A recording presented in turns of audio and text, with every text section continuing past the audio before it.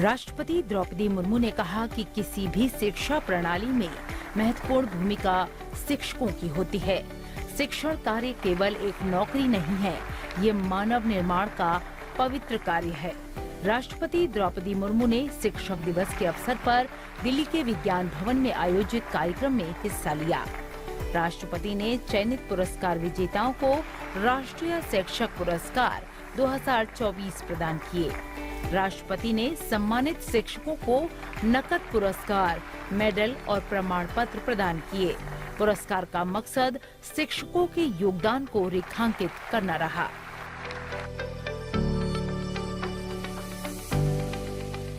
कोई बच्चे यदि अच्छा प्रदर्शन नहीं कर पाता है तो इसमें शिक्षण व्यवस्था और शिक्षकों की ज्यादा बड़ी जिम्मेदार बनती है। किसी भी शिक्षा प्रणाली की सफलता में सबसे महत्वपूर्ण भूमिका शिक्षकों की होती है। शिक्षण कार्य केवल एक नौकरी नहीं है, ये मानव निर्माण का पवित्र अभियान है।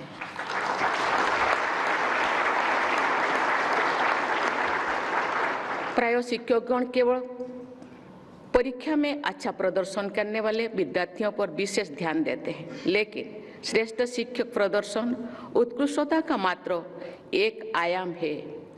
कोई बच्चा बहुत अच्छा खिलाड़ी हो सकता है, किसी बच्चे में नेतृत्व लेने की क्षमता होती है, कोई बच्चा सामाजिक कल्याण के कार्यों में उत्साहित होकर भाग लेता है।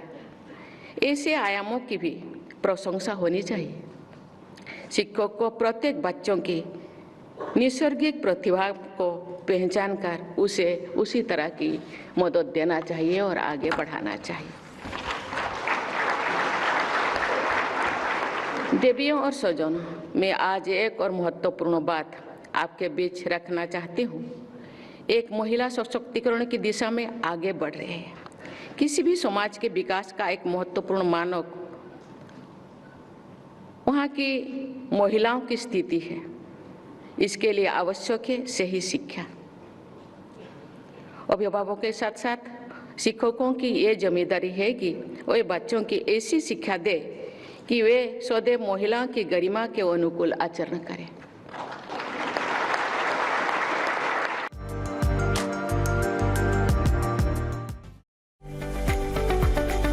राष्ट्रपति द्रौपदी मुर्मू ने आज राष्ट्रपति भवन में भारत के पूर्व राष्ट्रपति डॉक्टर सर्वपल्ली राधाकृष्णन को उनकी जयंती पर पुष्पांजलि अर्पित की।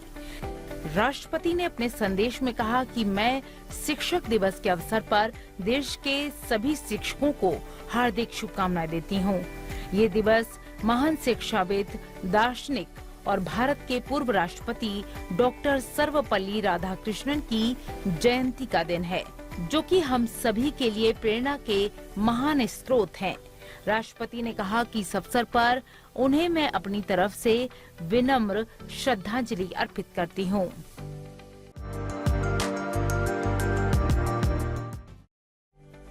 राज्यसभा के सभापति जगदीप धनखड़ ने आज संसद भवन में राज्यसभा के नवनिर्वाचित सदस्यों को शपथ दिलाई।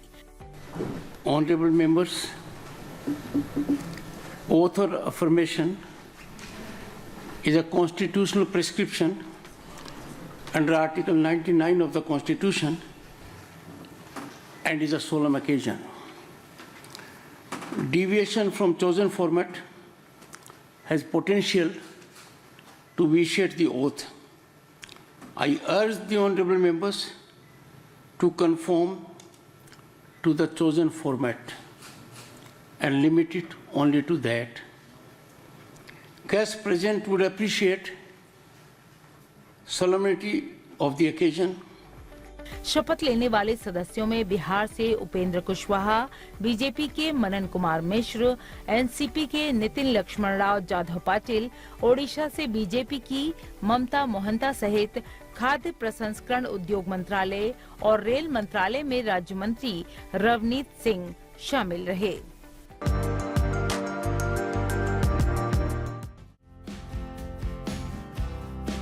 ये तस्वीरें भारत और सिंगापुर की मजबूत साझेदारी की झलक हैं। दोनों देशों के बीच रिश्ते लगातार नई ऊंचाई हासिल कर रहे हैं। सिंगापुर दौरे के दूसरे दिन प्रधानमंत्री नरेंद्र मोदी का सिंगापुर की संसद में औपचारिक स्वागत किया गया। प्रधानमंत्री मोदी की 5वीं सिंगापुर की आधिकारिक यात्रा के दौरान स्वागत की तस्वीरें बेहद खास रहीं। इसके बाद प्रधानमंत्री और सिंगापुर के प्रधानमंत्री लॉरेंस वोंग के बीच प्रतिनिधि स्तर की बैठक हुई। दोनों नेता बेहद गर्मजोशी से मिले। अंतर्राष्ट्रीय स्तर पर जब मजबूत संबंधों की बात होती है तो उसमें भारत और सिंगापुर का नाम शामिल किया जाता है। Skilling, digitalisation, mobility, advance manufacturing जैसे सेमीकंडक्टर और एआई, हेल्थ केयर, सस्टेनेबिलिटी और साइबर सिक्योरिटी जैसे क्षेत्रों में सहयोग की दिशा में ये इनिशिएटिव की पहचान बन गई है। दोनों देशों के प्रधानमंत्रियों की बातचीत के दौरान भारत और सिंगापुर के बीच द्विपक्षीय संबंधों की प्रगति की समीक्षा की गई।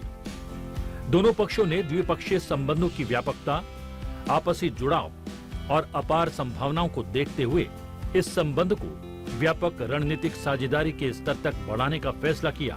भारत और सिंगापुर ने स्वास्थ्य और औषधि, शिक्षा और कौशल विकास, डिजिटल प्रौद्योगिकी और भारत सिंगापुर सेमीकंडक्टर प्रणाली साझेदारी के क्षेत्रों में सहयोग के लिए 4 सहमति पत्रों पर हस्ताक्षर किए।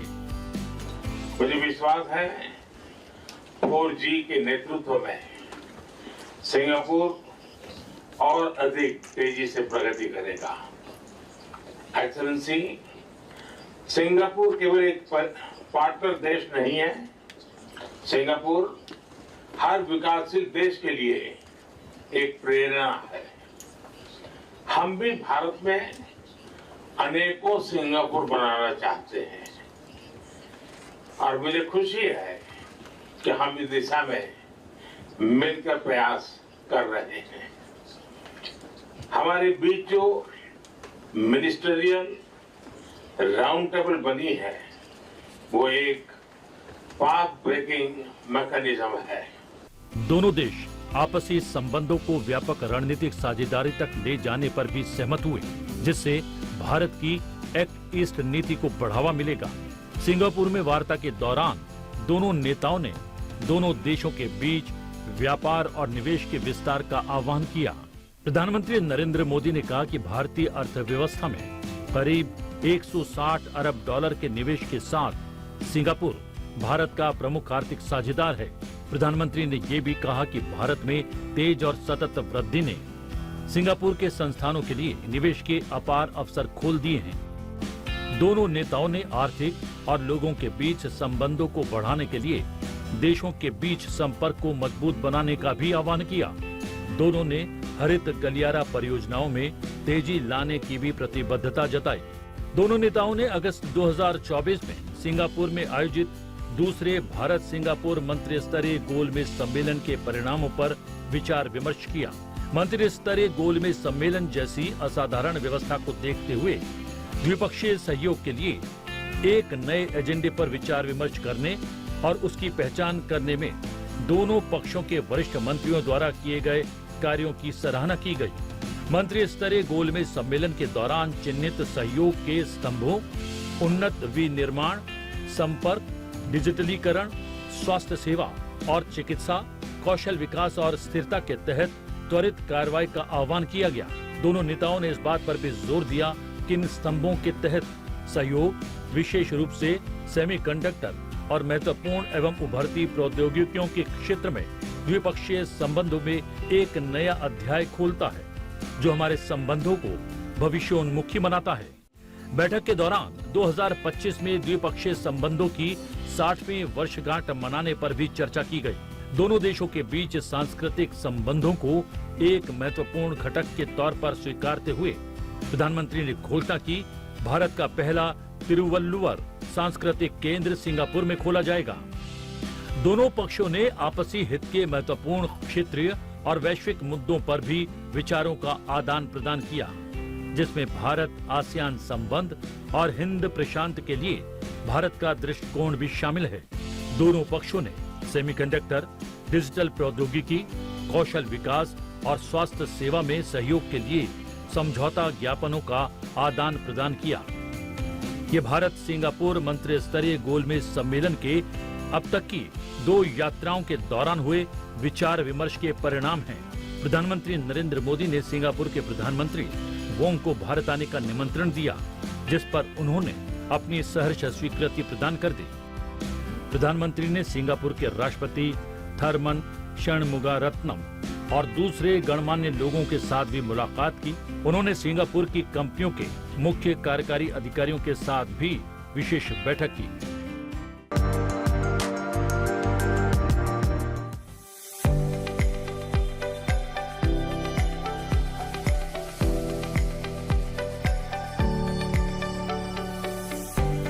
शिक्षक दिवस के अवसर पर लोकसभा अध्यक्ष ओम बिरला ने दिल्ली विश्वविद्यालय के हंसराज कॉलेज के विद्यार्थियों और शिक्षकों को संबोधित किया।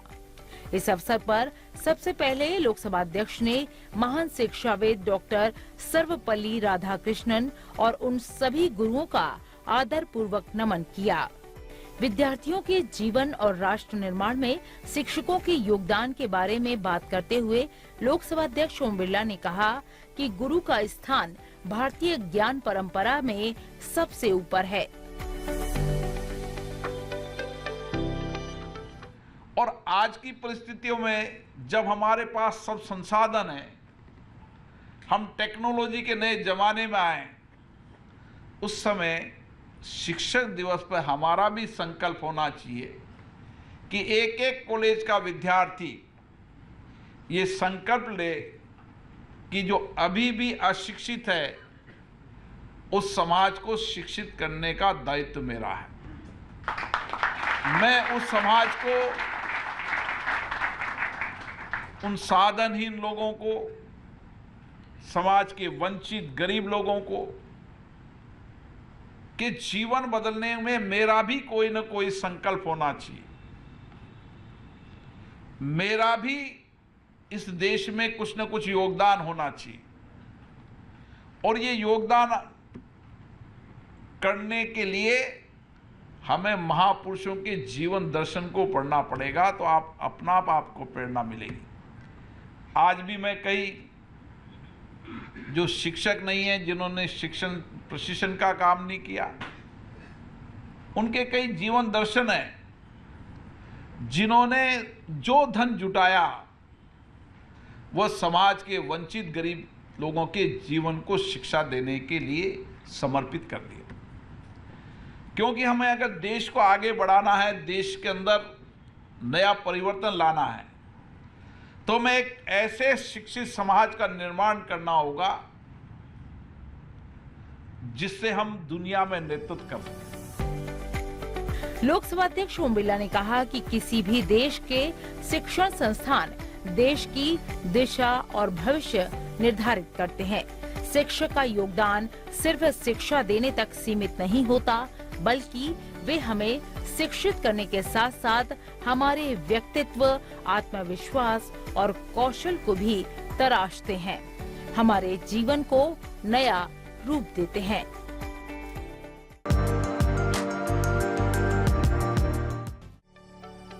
भारत यात्रा पर आए संयुक्त अरब अमीरात के संसदीय शिष्टमंडल ने आज संसद भवन परिसर में लोकसभा अध्यक्ष ओम बिरला के साथ बैठक की। शिष्टमंडल का नेतृत्व रक्षा, आंतरिक और विदेशी मामलों की समिति के प्रमुख डॉक्टर अली राशिद अल नुमायमी ने किया। भारत और यूएई के बीच सदियों पुरानी सभ्यतागत और सांस्कृतिक साझेदारी के इतिहास का जिक्र करते हुए लोकसभा अध्यक्ष ओम बिरला ने कहा कि आजादी के बाद से ही दोनों देशों के बीच पीपल टू पीपल कनेक्ट में उल्लेखनीय वृद्धि हुई है।